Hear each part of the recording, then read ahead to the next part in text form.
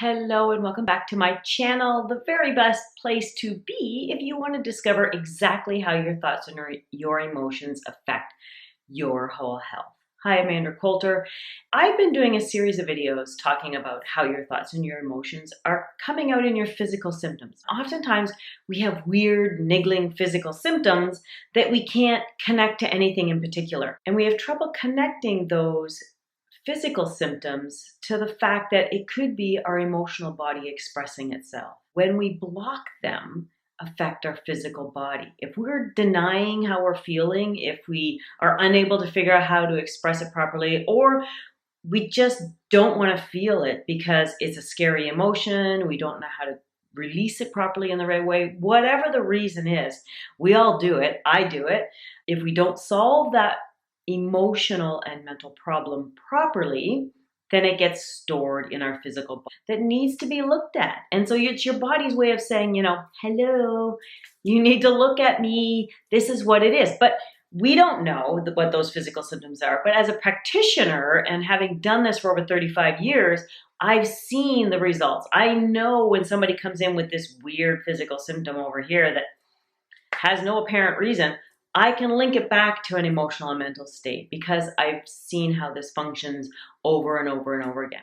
And so last week we talked about, I talked about guilt and how guilt plays out in your physical body when you've denied it. And this week I'm talking about shame. Now, shame is a really hard emotion for us to even look at. And I'll admit, this is one that recently has come up for me that I don't think in my whole life I've even admitted that I felt shame for anything. So to admit shame is a hard one. Now, I'm going to share a difficult story. I went through a really hard karmic life lesson in the last little while. When you're in a karmic life lesson, and I don't know if you know anything about karma, but karmic life lessons are those things from past life. So if you don't believe about past life stuff, then ignore this section and move on.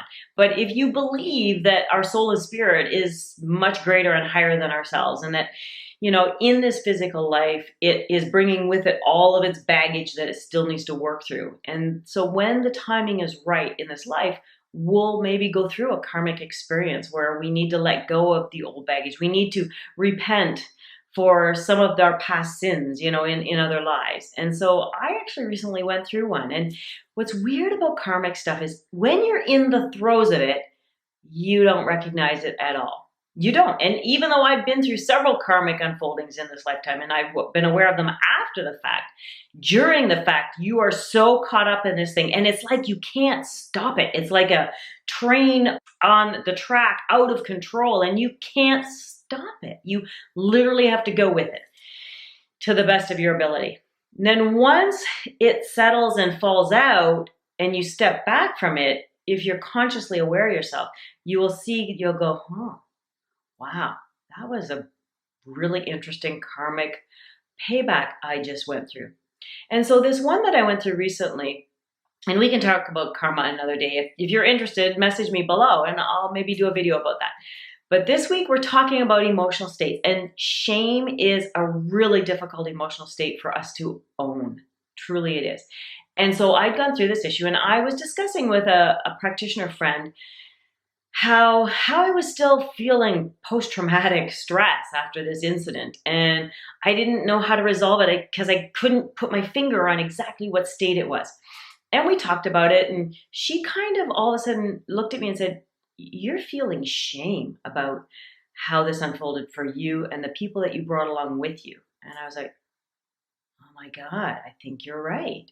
I don't think I've ever really recognized shame in myself and how it affects me. And so by a lot of my physical symptoms and by just the way I was acting, she knew that this was shame because she'd experienced it.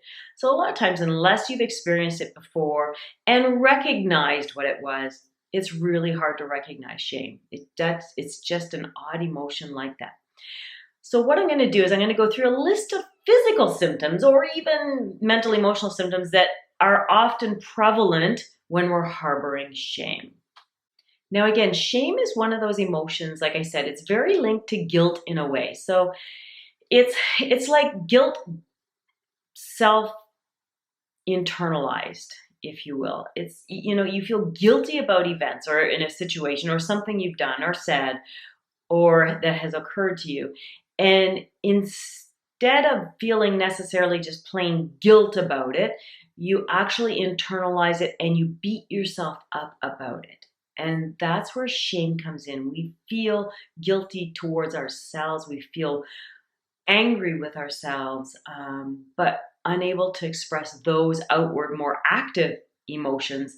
And instead, we internalize it and shut it down. And that shutting down because shame. We feel bad about ourselves. So when that happens, some of the ways that you can maybe start to recognize that are you carrying shame? That maybe you become more secretive in your life. You're afraid to kind of share your thoughts and your emotions and with those around you, because you're afraid of what they're going to say, because you already feel so bad about yourself that you don't want somebody else to feel bad about you as well. So you start being more secretive with your life. And in lieu of that, you struggle to fit in, where maybe it was easier to get out and do, you start to shut yourself down and you don't go out as much, you don't socialize as much, and you feel like the groups that you did belong to, you don't really fit in anymore. Again, because you feel there's something wrong with you, which there's not. And I will talk about this afterwards. At the very end of this video, I'm going to go through tips and suggestions so how you can resolve that, this feeling of shame, because been there, done that. Right now, if these are the things you're feeling and experiencing, then it could be shame and you need to maybe recognize it. Another weird thing is mumbling. So if you're, again, maybe because you're not willing to share and voice your words as well, there's also throat stuff that comes up. So, congestion in the throat, chronic tickling, coughs, always feeling like you have to clear your throat, not wanting to share and voice your words because you don't have faith in those words. So then you mumble, maybe talking a little bit and then you mumble off at the end because, again, you're shameful.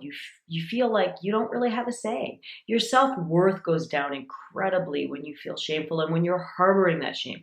And so oftentimes shame will lead into really chronic, deep, low-grade depression. So it's important to be aware of these symptoms, and if you're feeling them, it's time to work through them. Feeling easily chilled, again, anytime we shut down our emotional well-being, we tend to feel colder than normal. So if you struggle with your heat thermotic principle, oftentimes it's emotional baggage.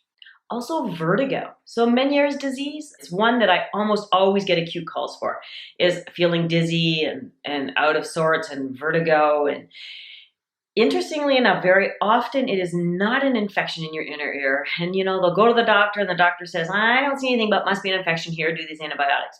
And you still feel it. Why? Because actually vertigo is internalized overwhelm. So when you feel completely overwhelmed in your life, within yourself, that's when vertigo hits. It's like this incredible inner tension you've built up and you just can't keep holding it anymore, and it throws you off kilter, literally.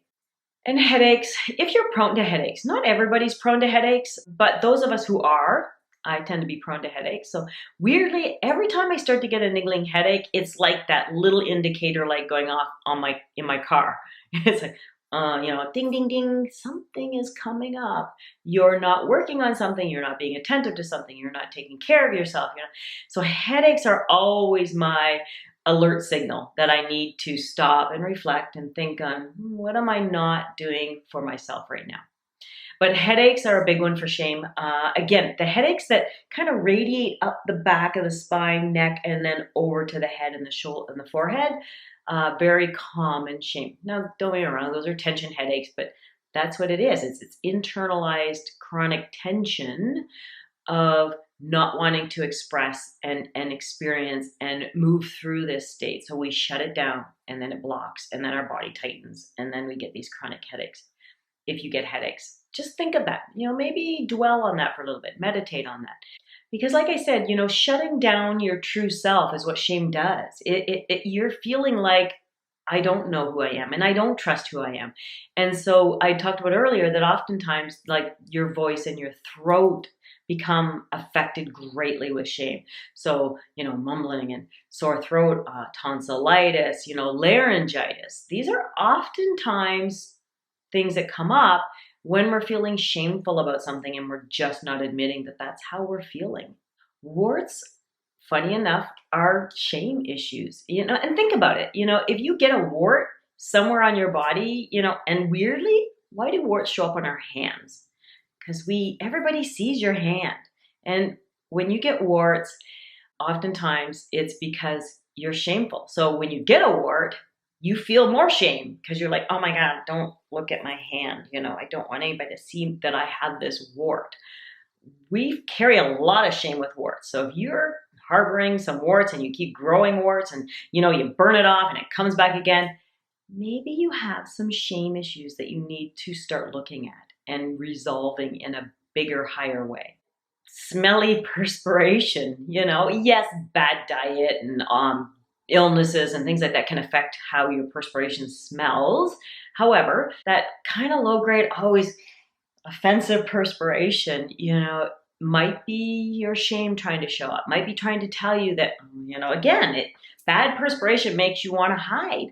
Shame. I talked about warts, on your fingers and hands, but weird eruptions between your toes. I know this sounds like an odd symptom, but I've seen it come up.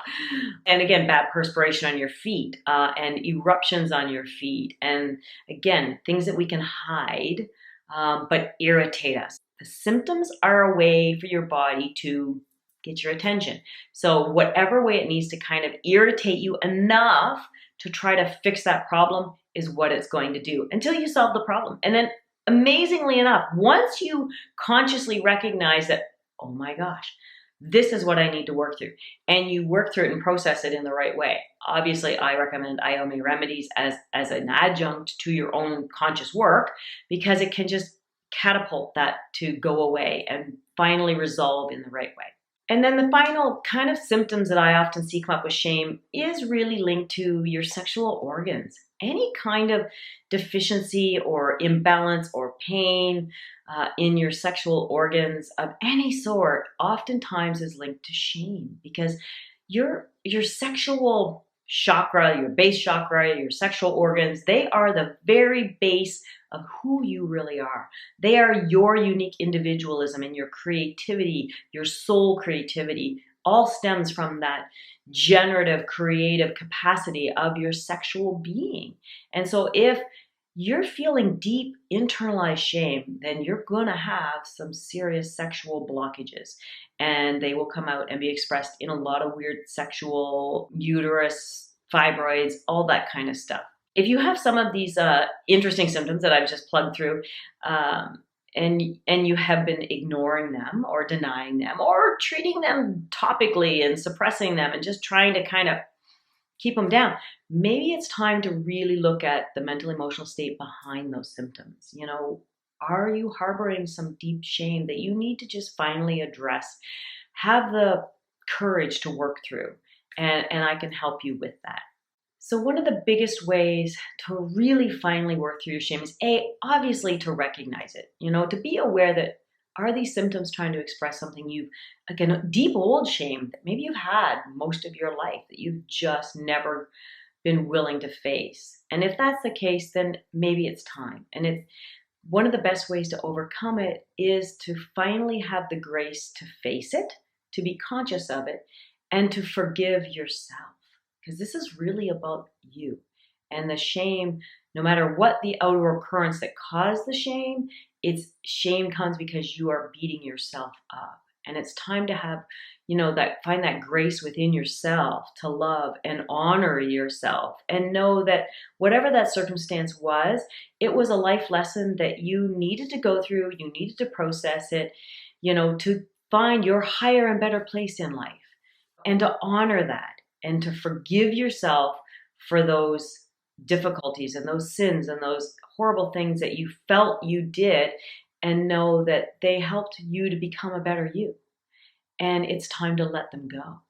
Also, be sure to check out the links below, and because I'm going to give you some other tips and suggestions that you can go check out as a way to help you get through this in a much more efficient, quicker, easier way. So check out the links below. And next week, we're going to talk about fear and how fear really shuts us down. Chronic, especially deep old chronic fear issues. That we all have fear, but sometimes we make that fear out to be something far bigger and far greater than it really is. And we're, again, fear